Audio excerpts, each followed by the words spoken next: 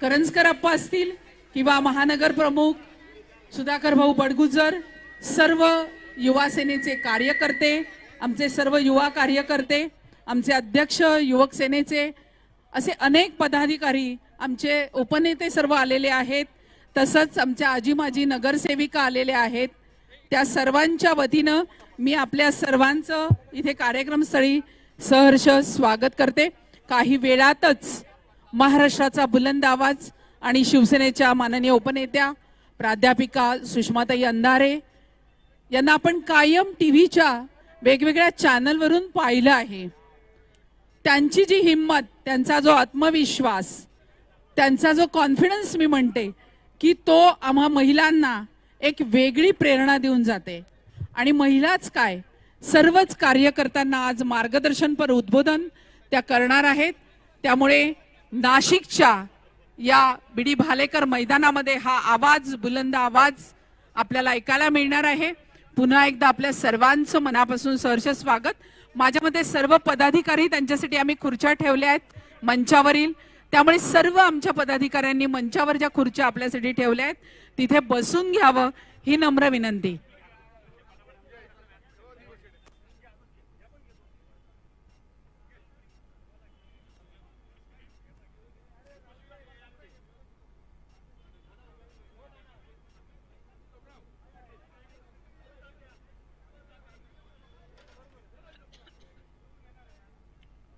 आपल्या सर्वांची एवढी भव्य उपस्थिती आणि त्याबरोबरच आमचे सर्व पदाधिकारी यांचीही अगदी खूप जास्त संख्येने पदाधिकाऱ्यांची उपस्थिती.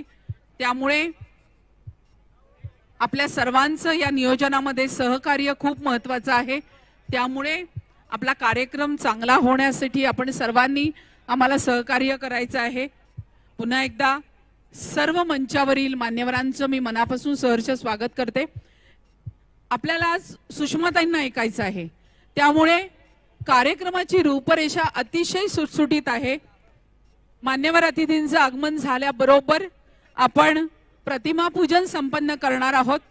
आपले सर्वांचं दैवत छत्रपती शिवाजी महाराज आणि त्यानंतर बाबासाहेब आंबेडकर, डॉक्टर बाबासाहेब आंबेडकर आणि हिंदू हृदय सम्राट बाळासाहेब ठाकरे यांच्या प्रतिमेचं पूजन केल्यानंतर फक्त सुषमाताई अंधारे यांचं स्वागत संपन्न होईल. प्रास्ताविकातून माननीय महानगर प्रमुख सुधाकर भाऊ बडगुजर हे आपल्याशी संवाद साधतील. त्यानंतर मनोगतातून माननीय जिल्हा प्रमुख विजयप्पा करंजकर आपल्याशी संवाद साधतील आणि लगेचच प्राध्यापिका सुषमाताई अंधारे यांचं मार्गदर्शनपर मनोगत आपल्याला ऐकायला मिळणार आहे. अतिशय सुटसुटीत असा हा आपल्यासाठी ठेवलेला कार्यक्रम आणि त्यासाठी आपल्या सर्वांचं सहकार्य आम्हाला खूप आवश्यक आहे. त्यामुळे आपले सर्व शासकीय अधिकारी कर्मचारी हे आपल्यासाठी इथे उपस्थित आहेत, त्यांनाही आपण सहकार्य करायचं आहे. त्यामुळे पुन्हा एकदा मी सर्वांचंच, ज्यांनी या कार्यक्रमासाठी सहकार्य केलेलं आहे, या आयोजनामध्ये ज्यांचं मदत आम्हाला लाभलेली आहे, त्यांचे मनापासून धन्यवाद मानते आणि आपल्या सर्वांचं पुन्हा एकदा स्वागत करते. आणि लगेचच काही वेळात मान्यवर अतिथींचं आगमन होईल आणि आपला कार्यक्रम सुरू होईल.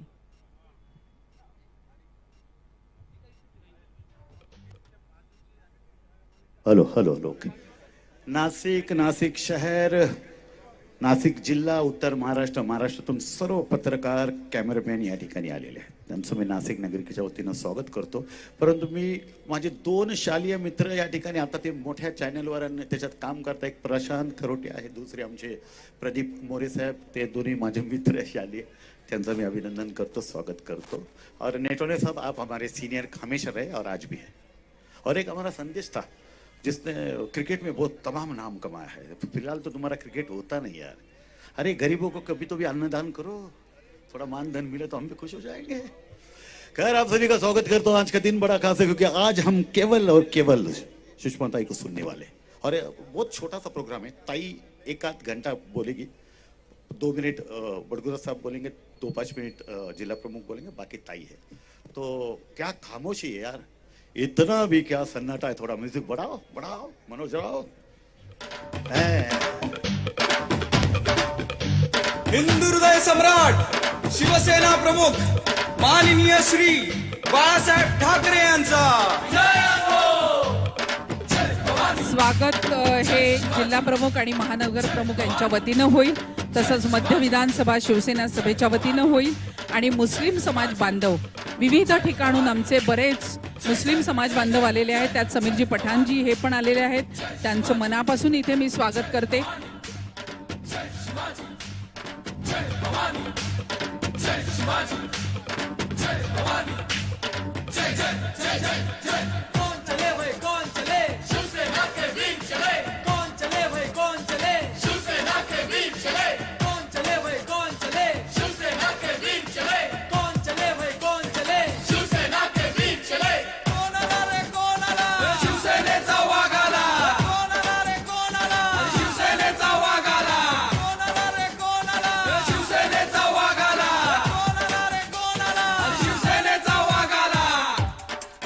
मंडपवाले इथे कोणी असतील तर त्यांनी जरा एक 4-5 खुर्च्या आम्हाला वरती आणून द्या. रवी मंडप.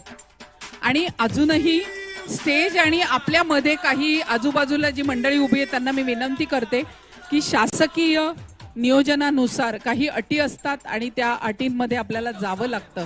तर त्याच्यामुळे हा प्रोटोकॉल सांभाळून आपल्याला इथे कार्यक्रम करायचा आहे. त्यामुळे मध्ये जी आजूबाजूला मंडळी उभी आहे त्यांना मी विनंती करते समोर जाऊन बसा. तुमच्यासाठी भरपूर खुर्च्या आहेत. रवी मंडप यांनी 4-5 खुर्च्या मंचावर आणून द्यायच्या आहेत.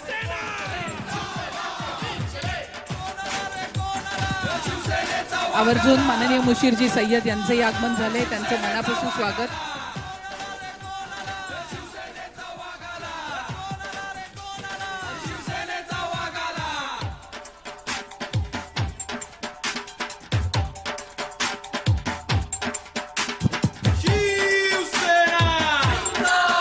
शिवसेनेच्या आणि आवर्जून प्राध्यापक शिवसेना सुषमा अंधारे यांचं आगमन होत आहे. आपल्या माननीय सर्व प्राध्यापिका शिवसैनिकांनी सुषमाताई एक अंधारे शिवसेनेच्या उपनेत्या यांचं आवर्जून आगमन झालेलं आहे. हिंदू हृदय सम्राट शिवसेना प्रमुख मशाल माननीय श्री जी महाराष्ट्रांच्या बाळासाहेब ठाकरे यांचा या शिवसेनेमध्ये आपली मशाल शिवसेनेच्या उपनेत्या प्राध्यापक सुषमाताई अंधारे यांचं आगमन झालेलं आहे. शिवसेना नाशिक जिल्ह्याच्या वतीने आम्ही त्यांचे सहर्ष स्वागत करत आहोत. उद्धव शिवसेनेची मशाल स्वागतम मशालीतून सुस्वागतम. आपण स्वागत करतो आहोत. अतिशय पारंपरिक असं हे स्वागत. टाळ्या झाल्या पाहिजेत जोरात. टाळ्या जोरात झाल्या पाहिजेत. शिवसेनेच्या उपनेत्या प्राध्यापक सुषमाताई अंधारे यांचं इथे बीडी भालेकर मैदानावर आगमन झालेलं सुषमाताईंचं आहे. आगमन झालेलं आहे. शिवसेना नाशिक जिल्ह्याच्या वतीने आम्ही त्यांचे सहर्ष स्वागत करत आहोत. उद्धव ठाकरे यांची शिवसेना आणि त्याची चिन्ह मशाल. अतिशय सुंदर असं स्वागत.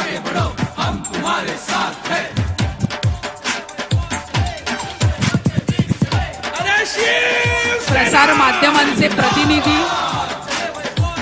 तेवढंच त्यांचं सहकार्य.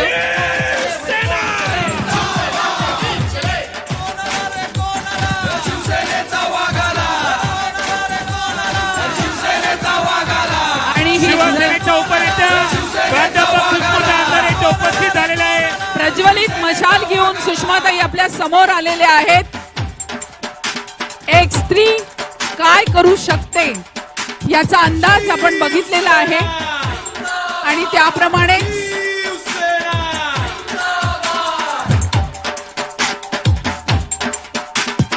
उद्धव साहेब आगे बढ़ो हम तुम्हारे साथ हैं. उद्धव साहेब आगे बढ़ो हम तुम्हारे साथ हैं. लगेचच प्रतिमा पूजन संपन्न होणार आहे मान्यवर अतिथींच्या हस्ते. बाकीच्या सगळ्यांनी जागेवरच थांबा. नाशिकचे उपमहानगर बाकीच्या सगळ्यांनी जागेवर थांबा.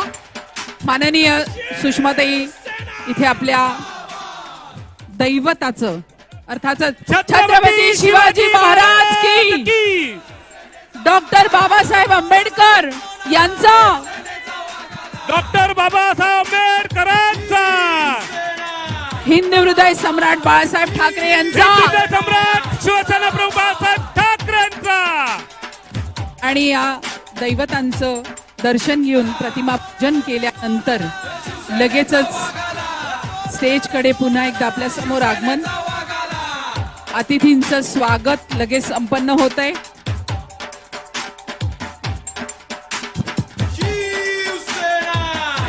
सर्व मान्यवर पदाधिकारी जे स्टेजवर आहेत त्यांनी बसून घ्या. सगळ्यांनी बसून घ्या प्लीज. पदाधिकाऱ्यांनी समोरून पूर्ण मागे वा प्लीज. या सगळ्यांनी मागे इकडे. आणि लगेचच सुषमाताईंचं स्वागत आपण संपन्न करतो आहोत. प्रथम माननीय महानगर प्रमुख सुधाकर भाऊ बडगुजर आणि जिल्हा प्रमुख माननीय विजयप्पा करंजकर म्हणजे जी शिवसेनेची कोर कमिटी आहे त्यांच्या वतीनं आपण सुषमाताईंचं स्वागत करतो आहे. लगेचच मी विनंती करते कोर कमिटीला की त्यांनी हे स्वागत संपन्न करावं आणि टाळ्यांच्या गजरात आपण त्यांचं स्वागत करूया. नाशिकमध्ये हे स्वागत टाळ्या तेवढ्याच जोरात झाल्या पाहिजे.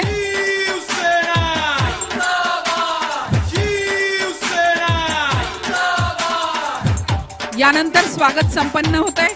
मध्य विधानसभेच्या वतीनं बाळासाहेब कोकणे, सचिनजी पांडे, संजयजी परदेशी, ऋषी वर्मा, सुनील जाधव, इम्रान तांबोळी, करण लोणारी इत्यादी जी मंडळी आहेत त्यांना मी विनंती करते की त्यांनी सुषमाताईंचं स्वागत संपन्न करावं.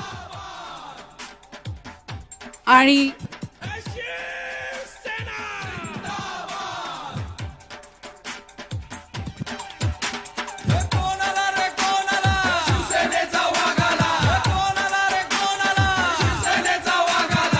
मध्य विधानसभा शिवसेनेच्या वतीनं हे स्वागत. मध्य विधानसभाच्या वतीनं आमचे सर्व हे युवतरुण सुषमाताईंचा या ठिकाणी सन्मान होत आहे. धगधगती मशाल आज स्टेजवर आहे. त्यानंतरचं स्वागत आहे अत्तार समाजाच्या वतीनं. इथं उपस्थित असेल तर त्यांनी लगेच स्टेजवर यावं. सुषमाताईंचं या ठिकाणी सन्मानित करताय. हिंदू हृदय सम्राट शिवसेना प्रमुख माननीय श्री बाळासाहेब ठाकरे यांचा. धन्यवाद. मंचावरील सर्वच पदाधिकारी असतील, आमचे आजी माजी नगरसेवक, आमचे सर्वच शिवसेनेचे पदाधिकारी, त्यांचं मनापासून कार्यक्रमस्थळी स्वागत. सचिन भाऊ. आपल्या सर्वांचं स्वागत. आणि लगेचच आपण प्रास्ताविकाकडे वळतो आहोत. आवर्जून उपस्थित अत्तार समाजाच्या वतीनं स्वागत संपन्न होत आहे.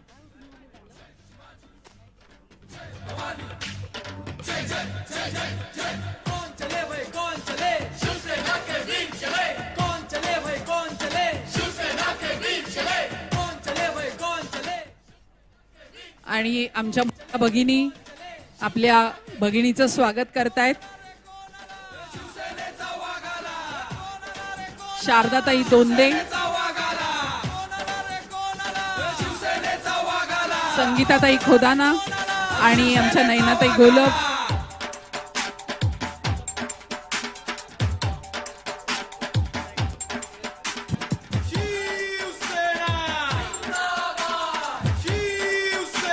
सर्व महिला भगिनींच्या वतीने हे स्वागत. त्याच्यानंतर अत्तार समाजाच्या वतीनं हे स्वागत.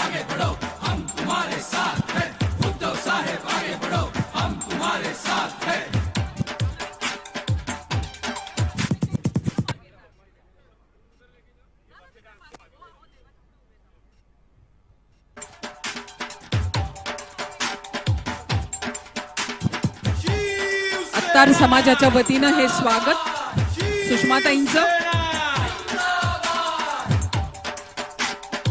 धन्यवाद. यानंतर लगेचच आपण प्रास्ताविकाकडे वळतो आहोत. आमचे माननीय महानगर प्रमुख नाशिक सुधाकर भाऊ बडगुजर, ज्यांनी या कार्यक्रमाची उत्कृष्ट नियोजन केलेलं आहे आणि माननीय सर्व आमच्या पदाधिकाऱ्यांच्या सहकार्याने आजचा हा कार्यक्रम भव्य दिव्य ज्यांनी केला ते आपले बडगुजर भाऊ यांना विनंती करते की त्यांनी प्रास्ताविकातनं संवाद साधावा. राजे छत्रपती शिवाजी महाराज, भारतीय घटनेचे थोर शिल्पकार आदरणीय बाबासाहेब आंबेडकर, हिंदूंचे पंचप्राण आदरणीय हिंदू हृदय सम्राट बाळासाहेब ठाकरे यांना त्रिवार मानाचा मुजरा, आदरणीय उद्धव साहेब, आदरणीय आदित्य साहेब यांच्या मार्गदर्शनाने संपूर्ण नाशिक शहरामध्ये शिवसेनेच्या माध्यमातून जो भगवा झंझावात निर्माण झालेला आहे आणि आज खऱ्या अर्थाने आदरणीय अंधारेताईंच्या उपस्थितीमध्ये जो मेळावा या ठिकाणी संपन्न होतोय, महाप्रबोधन यात्रेची जी सुरुवात महाराष्ट्रामध्ये गेल्या 40 मतदारसंघामध्ये नव्हे तर 288 मतदारसंघामध्ये ताईंनी घेण्याचा मानस निर्माण केला आहे. व्यासपीठावरती उपस्थित असलेले आदरणीय जिल्हा प्रमुख विजयाप्पा करंजकर, आदरणीय उपनेते सुनीलभाऊ बागुल, आदरणीय दत्ताजी नाना गायकवाड, आदरणीय व्यासपीठावरील सर्व मान्यवर, नगरसेवक, पदाधिकारी, उपस्थित शिवसैनिक, माता भगिनी, पत्रकार मित्रांनो, अंधारेताईंची शिवसेनेमध्ये एंट्री ज्या पद्धतीने झाली, जो काळ शिवसेनेचा अडचणीचा होता, त्यावेळेस खरोखर शिवसेनेला गरज होती. आदरणीय उद्धव साहेबांच्या पाठीत खंजीर खोपसून 40 आमदार गेले नव्हे तर त्यांनी उद्धव साहेबांच्या मुख्यमंत्री पदावरनं खाली खेचलं आणि स्वतःच्या राक्षसी आकसापोटी मुख्यमंत्री पदावर बसले. आणि त्या अडचणीच्या काळामध्ये संजय राऊत साहेब सुद्धा जेलमध्ये गेले आणि तो काळ आम्हाला आठवतो. ताईंनी ज्या पद्धतीने शिवसेना सांभाळली, विरोधकांवरती आक्रमण केलं, विरोधकांच्या प्रश्नावरती त्या तुटून पडल्यात, पण त्यांच्या प्रश्नावरती सत्ताधारी सुद्धा उत्तर देऊ शकले नाहीत. ही वस्तुस्थिती आहे. आणि ताईंचा अभ्यास, संविधानाबद्दल अभ्यास, तांत्रिक मांडणी, ती जे कुशलता आहे ती मला असं वाटतं एकाही राजकीय नेत्यामध्ये नाही. त्यांचा अभ्यासपूर्ण भाषण, विरोधकांना दिलेलं प्रत्युत्तर, त्यांचं दसरा मेळाव्यातलं भाषण, अगदी भारावून जाणारा शिवसैनिक हा अनेक दिवसापासून सुषमाताईंची या ठिकाणी वाट बघत होता. आणि आज खऱ्या अर्थाने नाशिकमध्ये त्यांची ह्या आज प्रबोधन यात्रेच्या सभेनिमित्तानं आज आपल्याला संबोधित करणार आहे. ताई 40 आमदार गेले, मंत्रिमंडळ स्थापन केलं आणि ते म्हटले गद्दारीचा सिक्का हा कपाळावरती निश्चितपणाने आहे, पण ते म्हटले की आम्ही उठाव केला, क्रांती केली. क्रांती ते काही भगतसिंग नाही, बाबू गेनू नाही, तात्या टोपे नाहीत किंवा मदनलाल धिंगरा नाहीत. त्यांच्या डोक्यावरती कलंकाचा टिळक हा निश्चितपणाने लागलेला आहे. किती प्रयत्न केला तरी तो पुसता येणार नाही. पानी से पतला ज्ञान है, भूमि से भारी पाप है, अग्नि से तेज क्रोध है, काजल से काला कलंक है. तुमच्या डोक्यावरती 40 लोकांच्या डोक्यावरती हा कलंक लागलेला आहे आणि हा पुसता येणार नाही किती प्रयत्न केला तरी. मला असं वाटतं मी जास्त बोलण्यापेक्षा ताईंना आपल्याला ऐकायचं. जय हिंद, जय महाराष्ट्र.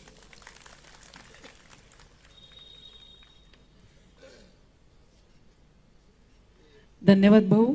यानंतर लगेचच माननीय जिल्हा प्रमुख दत्ताजी नाना गायकवाड यांनीही 2 मिनिटात आपलं मनोगत व्यक्त करावं अशी मी विनंती करते.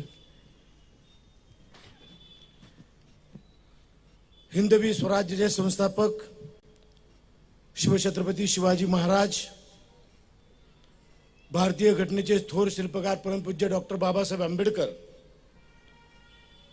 तमाम शिवसैनिकांचं दैवत आदरणीय हिंदू हृदय सम्राट शिवसेना प्रमुख बाळासाहेब ठाकरे यांना अभिवादन करून आजच्या या सभेसाठी उपस्थित असलेले आणि तुम्हा आम्हा सर्वांना ज्यांचं मार्गदर्शन ऐकायचंय त्या शिवसेनेच्या उपनेत्या आदरणीय सुषमाताई अंधारे, शिवसेनेचे उपनेते आदरणीय सुनील भाऊ बागुल, शिवसेनेचे जिल्हा प्रमुख आदरणीय विजयप्पा करंजकर, शिवसेनेचे महानगर प्रमुख आदरणीय सुधाकरजी बडगुजर, व्यासपीठावर उपस्थित असलेले सर्व शिवसेना आणि महिला आघाडीच्या पदाधिकारी, उपस्थित बांधवांनो आणि भगिनींनो, खरं तर आपण सर्वजण या ठिकाणी खऱ्या अर्थानं सुषमाताईंचे विचार ऐकण्यासाठी आलेलो आहोत. या महाराष्ट्रामध्ये आपण त्यांचे दौऱ्याच्या निमित्तानं सभेच्या माध्यमामधून, दूरदर्शनच्या माध्यमामधून त्यांचे विचार ऐकलेले आहे. आणि म्हणून प्रत्येक नाशिककरांना असं वाटलं की आज ताई नाशिकमध्ये येत आहे, त्यांचे विचार आपल्याला ऐकायचे आहे. आज आपल्याला माहिती आहे की या महाराष्ट्रामध्ये गेले 3.5-4 वर्षापूर्वी या ठिकाणी शिवसेनेमध्ये गद्दारी झाली, 40 आमदार निघून गेले आणि या नाशिक जिल्ह्यामध्ये एक मंत्री आणि एक आमदार त्यांनी देखील या ठिकाणी गद्दारी केलेली आहे. परंतु शिवसेनेला हा इतिहास काही नवा नाही. 1992 साली आपल्याच जिल्ह्यातल्या एका माणसाने गद्दारी केली आणि त्याचा परिणाम आपण बघितलेला आहे. ज्या ज्या लोकांनी शिवसेना आणि बाळासाहेब आणि उद्धवजींच्या पाठीमध्ये खंजीर खुपसला आणि गद्दारी केली, ते नष्ट नाबूद होताना आपण पाहिलेलं आहे. आणि आज देखील या नाशिक जिल्ह्यामध्ये ज्या दोघांनी गद्दारी केलेली आहे त्या सर्वांचा नायनाट ही शिवसेनेचे शिवसैनिक केल्याशिवाय राहणार नाही, हा विश्वास माझ्या मनामध्ये आहे. 2.5 वर्षाच्या काळामध्ये आदरणीय उद्धव साहेबांचं काम या महाराष्ट्राच्या जनतेने बघितलेलं आहे, या नाशिक जिल्ह्याच्या लोकांनी बघितलेलं आहे. ज्या पद्धतीनं कोविडचा काळ होता, आपण एकमेकाला भेटत नव्हतो, एकमेकाच्या नातेवाईक एकमेकाला भेटत नव्हते, त्या काळामध्ये आदरणीय उद्धव साहेबांनी या महाराष्ट्रामध्ये सर्वसामान्य लोकांचे प्राण वाचवण्याचं काम केलेलं आहे. जे इतर राज्याच्या गप्पा मारतात, ते उत्तर प्रदेश असेल, गुजरात असेल, या ठिकाणी आपण बघितलं कशा पद्धतीने कोविडच्या काळामध्ये प्रेत वाहताना आपण बघितलं. परंतु उद्धव साहेबांनी या महाराष्ट्रामध्ये अतिशय चांगल्या प्रकारचं काम केलेलं आहे. आणि आज ही गद्दारी झाल्यापासून भारतीय जनता पक्षाचे लोक सर्वे करतायत. महापालिकेच्या निवडणुकीची मुदत संपलेली आहे, जिल्हा परिषदेच्या मुदत संपलेली आहे, अनेक नगरपालिकेच्या निवडणुका मुदत संपलेल्या असताना या ठिकाणी सांगता की आमचा जनादेश फार मोठा आहे, तर निवडणूक घ्यायला का घाबरता, हा खऱ्या अर्थानं प्रश्न आहे. त्यांना माहिती आहे की महाराष्ट्रामध्ये आज कुठली निवडणूक झाली तर यांचं डिपॉझिट जप्त झाल्याशिवाय राहणार नाही आणि पुन्हा शिवसेना सत्तेवर आल्याशिवाय राहणार नाही. आणि म्हणून आज या नाशिक जिल्ह्याची जनता या ठिकाणी ताई आलेल्या आहे. ताई, आम्ही या ठिकाणी निश्चय केलेला आहे, ज्या ज्या लोकांनी गद्दारी केली त्या लोकांना त्यांची जागा दाखवल्याशिवाय आम्ही स्वस्थ बसणार नाही.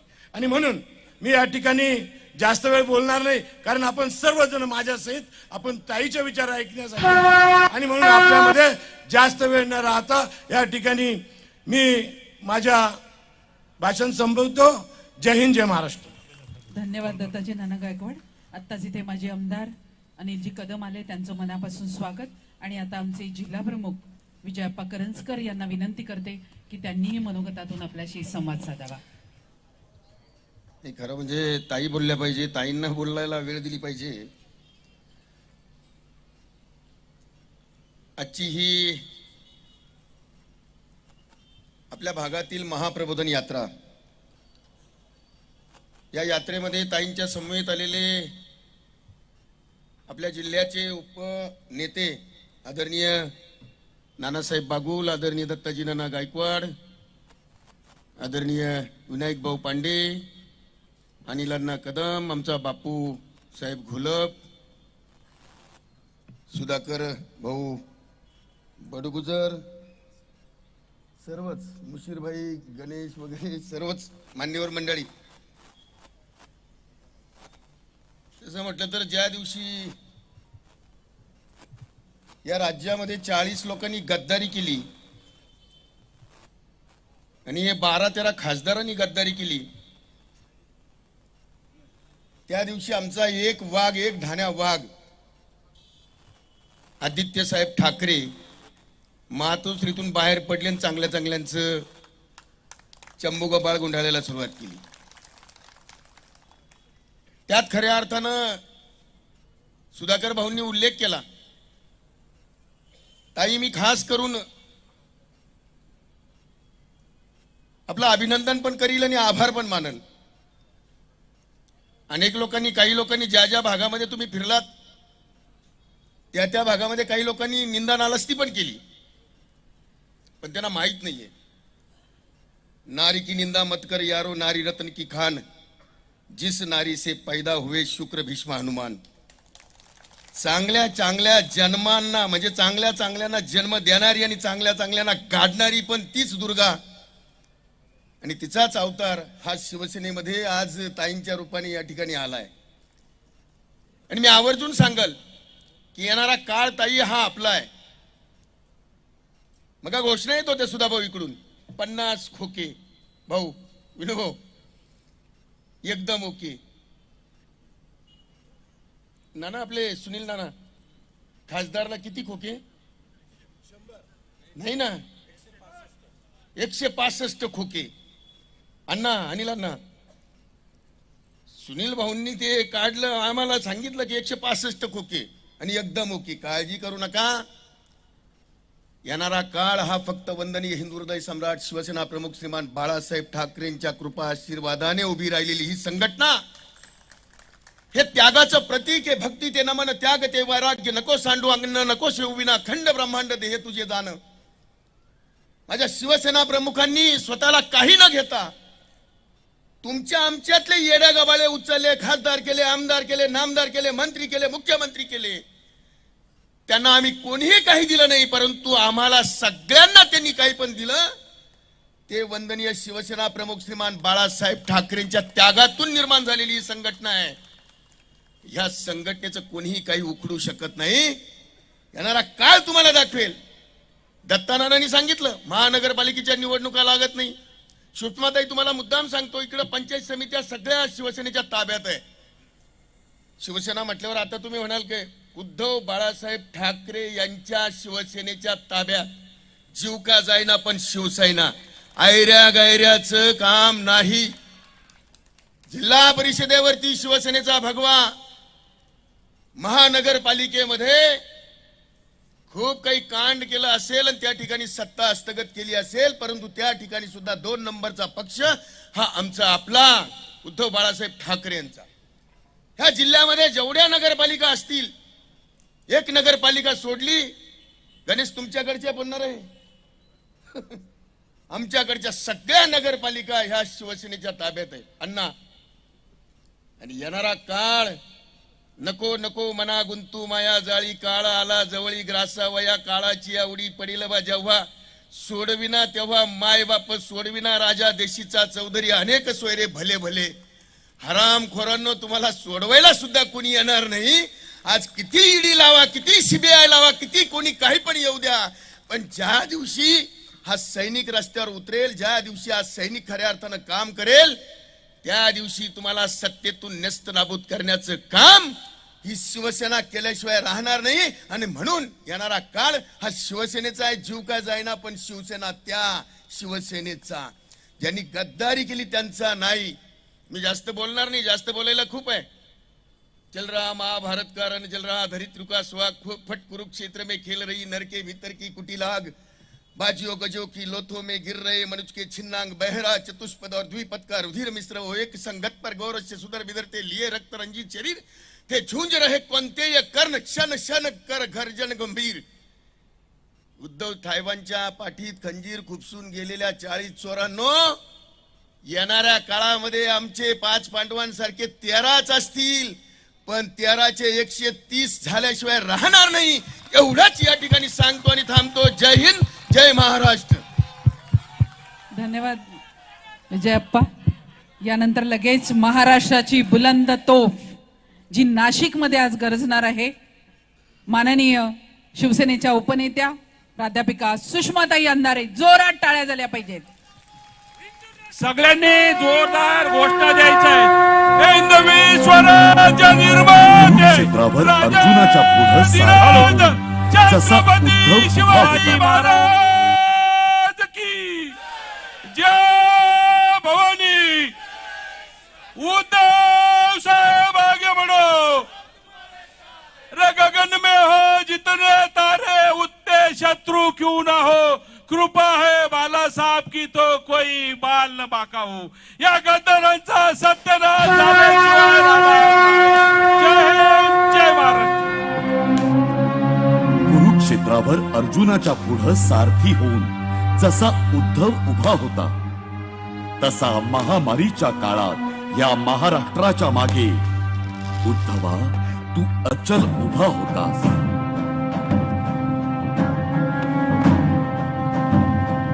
विरोधाला विरोध म्हणून विरोधी पक्ष जनतेला फक्त पोकळ आश्वासन देत होता. तेव्हा मात्र उद्धवा तू शिवभोजन देऊन गरीब जनतेला मायेने 2 घास भरवत होता.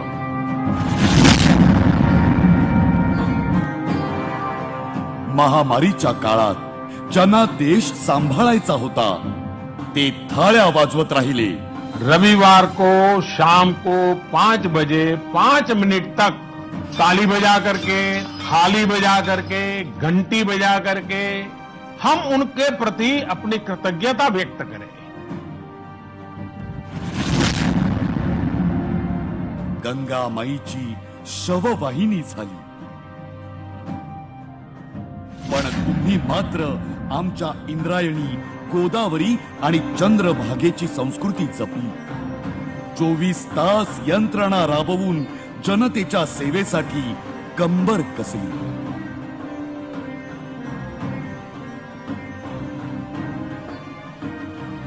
दिल्लीचेही तख्त राखतो महाराष्ट्र माझा, असं छत्रपतींच्या राज्यात मराठी माणूस अगदी छाती ठोकून म्हणाला. पण आज त्याच काही दिल्लीतल्या लोकांना भुलून काहींनी आपल्याच माणसांशी गद्दारी केली. या महाराष्ट्राने अनेक राजकारणी, नेते पाहिले आणि झेलले, पण संयम, सुसंस्कृत, नैतिकतेचे गुण उद्धवा तुझ्यातच आम्हाला दिसले.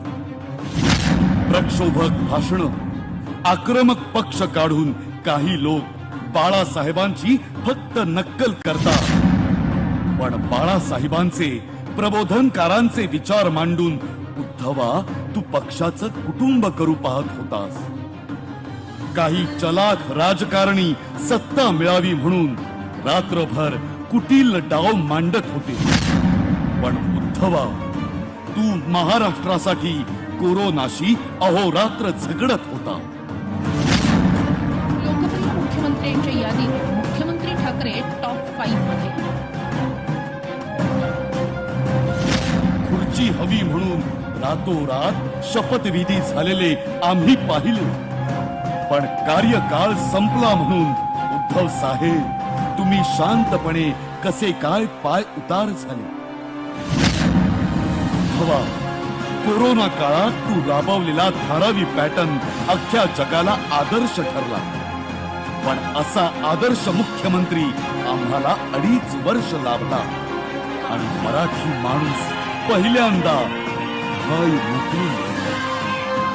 आज एक मराठी माणूस म्हणून, बाळासाहेबांचा सच्चा शिवसैनिक म्हणून मला तमाम मराठी जनतेला, या सह्याद्रीला, माता भगिनींना तुमचा अभिमान आहे की हो, महाराष्ट्रात असा एक मुख्यमंत्री, असा एक नेता, असा आमचा कुटुंब प्रमुख आहे जो सुसंस्कृत, नैतिक, जबाबदार, विनम्र माणूस आहे.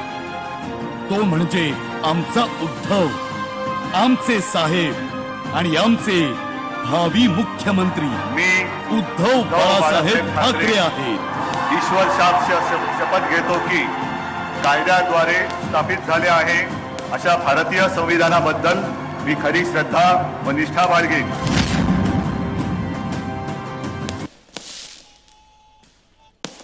जय महाराष्ट्र. सन्माननीय विचारमंचाच्या समोरील आपण सर्व सन्माननीय, परिवर्तनाच्या लढ्यात योगदान देणाऱ्या सर्व महामानवांना, महानायिकांना विनम्र अभिवादन करत, या देशाचं स्वातंत्र्य अबाधित ठेवण्यासाठी सीमेवर लढणाऱ्या त्या तमाम जवानांना अभिवादन करत, या महाराष्ट्राची सत्ता, मत्ता, अस्मिता अबाधित ठेवण्यासाठी ज्यांनी शिवसेनेचा हा वटवृक्ष रुजवला, वाढवला, जगवला, त्या वंदनीय बाळासाहेबांना अभिवादन करत, महाप्रबोधन यात्रा पर्व 2 नाशिकच्या या देवभूमीमध्ये आम्ही हे पुष्प गुंफत आहोत. आपल्याला सुरुवातीलाच आम्ही एक व्हिडिओ दाखवला ज्यामध्ये कोरोना काळात उद्धव साहेबांनी नेमकं काय काम केलं.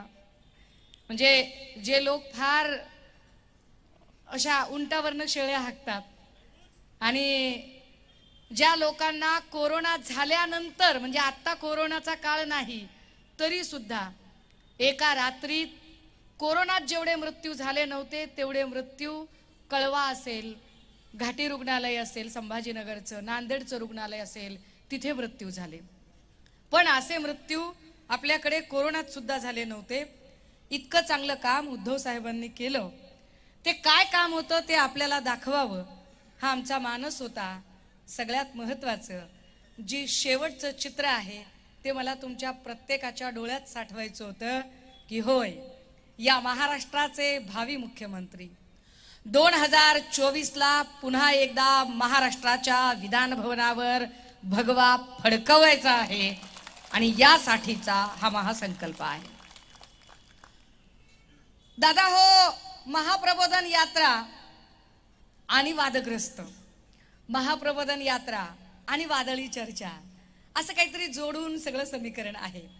मंचावर आमचे उपनेते बागुलजी आहेत, सहसंपर्क प्रमुख दत्ता गायकवाडजी आहे, दोन्ही जिल्हा प्रमुख ज्यांचा अतिशय सुंदर आता आपण कविता ऐकल्या, ते विजूअप्पा करंजकर, सुधाकर भाऊ बडगुजर, आमचे सगळे मान्यवर पदाधिकारी, महिला आघाडी, युवा सेना,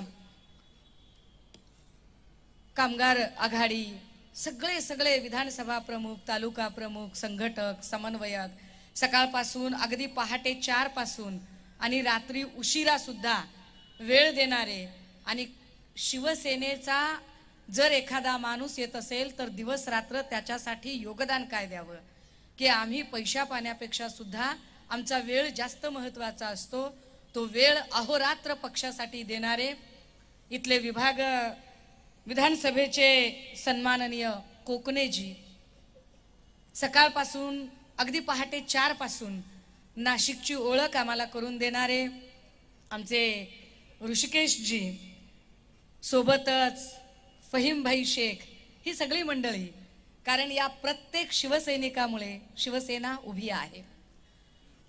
भावांनो आणि बहिणींनो, आपल्या सगळ्यांना माहिती आहे काल मनमाडला सभा होती. मनमाडच्या सभेमध्ये सुहास कांदेने थिल्लर चाळे केले, मग थिल्लर चाळे केल्यावर आमचं पण थोडं सटकलं, मग सटकल्यावर आम्ही काही सोडत नाही, मग आम्ही त्याचा ईट का जवाब बहुत करारा, पत्थर से और बडे पत्थर से आम्ही तो देऊन टाकला. आणि मग त्याच्यानंतर आत्ता कॅमेरा फिरवताना आयबीचा कॅमेरा, म्हणजे नेहमी साध्या वेशातला कॅमेरा कुठे लावला हे लक्षात येत नाही, पण अगदी पोलीस ऑफिसर स्वतःच कॅमेरा घेऊन फिरत होते. जणू काही पोलीस खात्याला सांगायचं होतं की कॅमेरा आहे, जपून बोला. आमची पोलीस खात्याला विनंती आहे, तुम्ही असे फिरलात ना की आम्हाला जास्त चेव येतो आणि मग आम्हाला जास्त बोलावं असं वाटतंय. त्याचं कारण असं आहे की आम्ही लाख वेळा सांगतो राव, अहो कायदा राखावा तर तो आम्ही, कायदा जपावा तर तो आम्ही. ही लढाईच मुळात कायदा आणि कायद्याचं पुस्तक टिकावं म्हणून चाललेली आहे. ही लढाईच मुळात कायद्याची चौकट उद्ध्वस्त होऊ नये म्हणून चाललेली आहे. कारण देवेंद्र भाऊंनी स्वतःच्या अतिव महत्वाकांक्षेपोटी आणि स्वतःची मुख्यमंत्री पदाची खुर्ची मिळवण्यासाठी ज्या पद्धतीने महाराष्ट्रात एका पाठोपाठ एक पक्ष तोडण्याचा, कुटुंब फोडण्याचा सपाटा चालवलेला आहे, की माझ्या लहानपणी मी गोष्ट ऐकायची ती लाकूड तोड्याची, कदाचित येणाऱ्या पिढ्यांना महाराष्ट्रातले लोक गोष्ट सांगतील ते पक्ष तोड्याची. म्हणजे इतक्यापर्यंत देवेंद्र भाऊंनी स्वतःची इमेज खराब करून घेतली. त्याचा परिणाम काय झाला माहितीये का? त्यांचा अख्खा वेळ पक्ष तोडण्यात, पक्ष फोडण्यात, याच सगळ्या गोष्टींमध्ये गेला.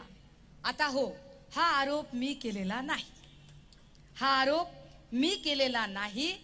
जेव्हा सन्मान्य मुख्यमंत्री पदाची माळ शिंदे साहेबांच्या गळ्यात पडली तेव्हा अभिनंदनाच्या ठरावाला उत्तराचं भाषण देताना स्वतः शिंदे साहेब म्हटले की हे शक्यच झालं नसतं जर फडणवीसांसारखे कलाकार आमच्या सोबत नसते तर. म्हणजे त्यांना कलाकार ही उपाधी ही फडणवीस शिंदे साहेबांनी दिली. याच्यावर त्यांच्या म्हणजे बायकोला सगळ्यात जास्त माहिती असतो, नवरा काय करतोय बायकोला माहिती असतं. तर आमच्या वहिनींनी अतिशय आपुलकीने सांगितलं, कौतुक असतं ना आपल्या आपल्या नवऱ्याचं. आमच्या अमृता वहिनीने आपुलकीने सांगितलं, देवेंद्र असा हुडी बिडी लावून हजार रात्रीला जायचा, गोगल बिगल घालत तो जो हुडी बिडी आणि गॉगल घालून चालला की मग मला आठवायचं कुठे जातोय रात्रीचा, रात्रीचा कुठे जातोय हा. आम्ही बोललो का दादा, आम्ही काही बोल, अहो मी सांगते ना, मी लय गरीब लेकरू, मी काही बोलत नाही.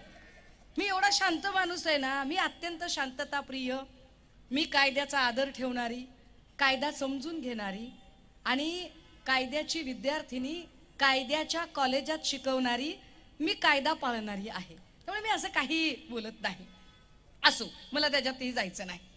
मग बरेच जण म्हणाले की तुम्ही का बोलताय, तुम्ही का सांगताय, तुम्ही का आम्हाला, तुम्ही कोण आम्हाला प्रश्न विचारणाऱ्या. तर त्यांना सांगितलं पाहिजे की त्यांना प्रश्न विचारणं फार गरजेचं आहे. कारण तुम्ही वाया सुरत गुवाहाटी, काय हाटील, काय डोंगर, काय झाडी, ही जी ऐश करायला गेलात आणि त्याच्यासाठी जे पैसे होते ते पैसे आम्ही जो रोड टॅक्स भरला, लाईट बिल भरलं, घरपट्टी भरली, नळपट्टी भरली, आम्ही जो काही टॅक्स भरला त्या टॅक्सच्या पैशातनं तुम्ही मजा मारलेल्या आहेत. त्यामुळे आम्ही तुम्हाला प्रश्न विचारू शकतो. आम्ही या राज्यातले आहोत, आम्हाला प्रश्न विचारण्याचा अधिकार आहे. महाप्रबोधन यात्रा ही कुणावरही व्यक्तिगत घसरण्यासाठी नाही. हा, पण कुणी अगदीच आलाच तर आम्ही त्याला सोडत पण नाही. आमची खोड आम्ही पहिला वार करत नाही, पण आमची कुणी खोड काढली तर त्याला मुळासकट उपटून काढायला आम्ही कमी करत नाही. ही आमची स्टाईल आहे. आमची अजून एक स्टाईल आहे की आम्ही ज्याच्या इलाक्यात जातो त्याच्याबद्दल त्याच्या तिथेच बोलतो, पुन्हा इतर ठिकाणी त्याची चर्चा करत नाही.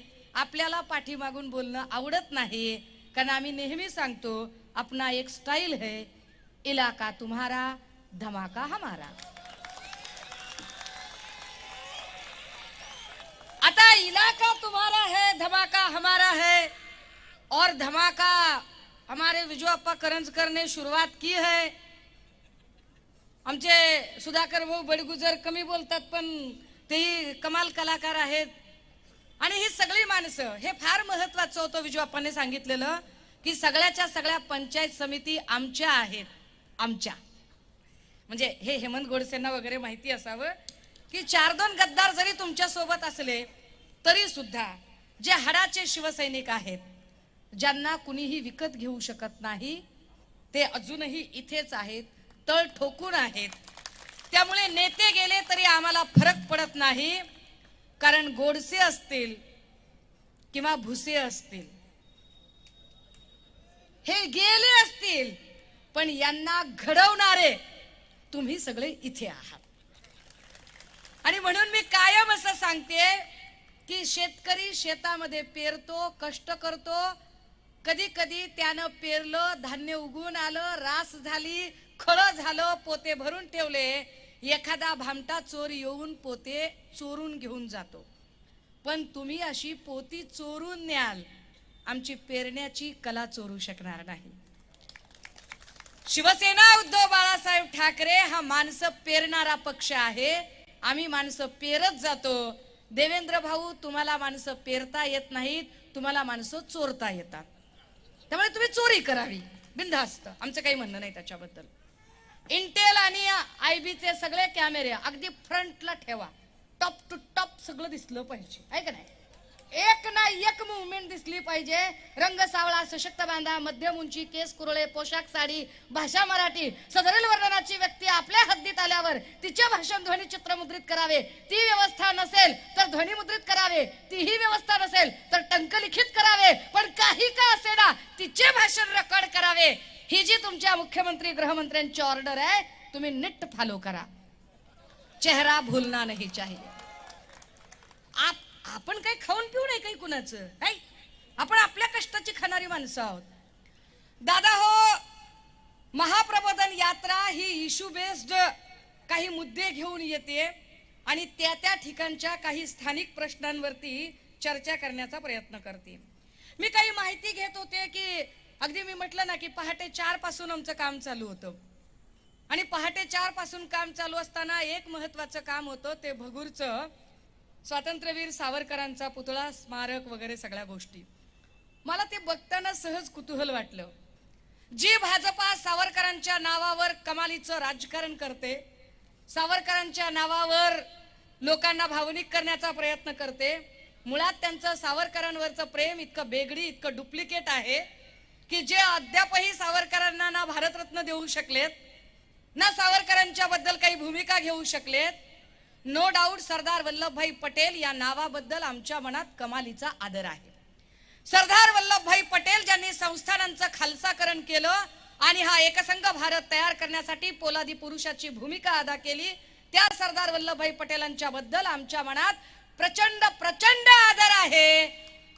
पण जर एकूण सगळा स्वातंत्र्य चळवळीचा इतिहास काढला तर पटेल काँग्रेसचे नेते होते. मग भाजपाने सावरकरांचा पुतळा सोडून पटेलांचा पुतळा का बरं उभा केला असेल? पटेल तर काँग्रेसचे नेते होते, भाजपाने तर सावरकरांचा पुतळा उभा करायला पाहिजे होता.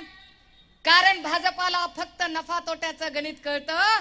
पटेल हे मूळ जन्म गुजरातचा, त्यामुळे गुजराती लोकांना भुलवण्यासाठी सरदार वल्लभभाई पटेलांच्या बद्दल मोदींच्या मनात फार आदर आहे म्हणून नव्हे, तर फक्त आणि फक्त गुजराती लोकांना भुलवण्याच्यासाठी ज्या भूमिका घेतल्या, अर्थात मी त्याच्यावर येईनच हळूहळू.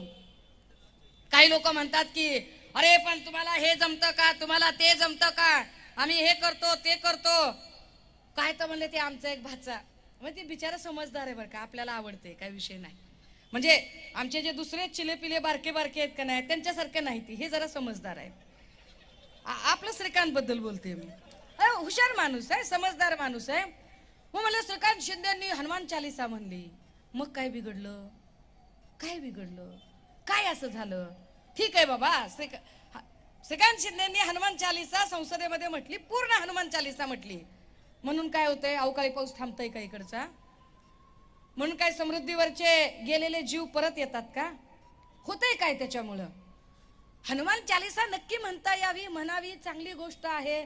अथर्व शीर्ष म्हणता यावं, श्लोक म्हणता यावेत, वेद यावं, स्मृती यावं, श्रुती यावं, अगदी रुद्राभिषेक म्हणता यावेत, गायत्री मंत्र यावा. वराह पुराण, कुर्म पुराण, कच्छ पुराण, मत्स्य पुराण सगळी पुराणं माहिती असावीत. सगळ्या पोथ्या पाठ शिवलीला अमृतापासून ते तुकोबारायांच्या गाथेपर्यंत, ज्ञानेश्वरीपर्यंत सगळे सगळे ग्रंथ सगळं पाठ असावं. पण राजे हो, हे सगळं पाठ कशासाठी करायचे? ही पात्रता कशाची? तर ही पात्रता पौरोहित्य करण्याची, गुरुजी म्हणून एखाद्या मंदिरात काम करण्यासाठीची किंवा शंकराचार्य होण्यासाठीची. ही पात्रता राजकीय मतदारसंघाचा प्रतिनिधी होण्याची कशी असू शकते? मतदारसंघाचा आमदार किंवा खासदार म्हणून काम करायचं असेल तर मतदारसंघातले प्रश्न तुम्हाला माहिती आहेत का? हे जास्त महत्वाचे आहे. हे जेव्हा मतदाराला कळेल ना, तेव्हा खऱ्या अर्थाने तुमचं प्रबोधनही झालं असेल आणि खऱ्या अर्थाने भारतामधले प्रश्नही सोडवण्यासाठी स्वतः तुम्हीच सज्ज झालेले असाल. धर्म आणि राजकारण या दोन गोष्टींची फारकत होणं गरजेचं होतं. अरे दादा हो, राजकारणाचं आध्यात्मिकरण होणं चांगली गोष्ट आहे. राजकारणाचं आध्यात्मिकरण व्हावं, राजकारणातल्या लोकांना पाप पुण्य कळावं, योग्य अयोग्य कळावं, नीती अनिती कळावी, नीती अनितीने व्यवहार कसा करावा हे सुद्धा कळावं. राजकारणाचं आध्यात्मिकरण होणं कधीही चांगलं आहे. अरे पण अध्यात्माचं राजकारण होतंय हे जास्त वाईट आहे. इथे राजकारणाचं आध्यात्मिकरण होत नाहीये, अध्यात्माचं राजकारण होतंय, जे प्रचंड वाईट आहे, ज्यावरती काम करणं गरजेचं आहे.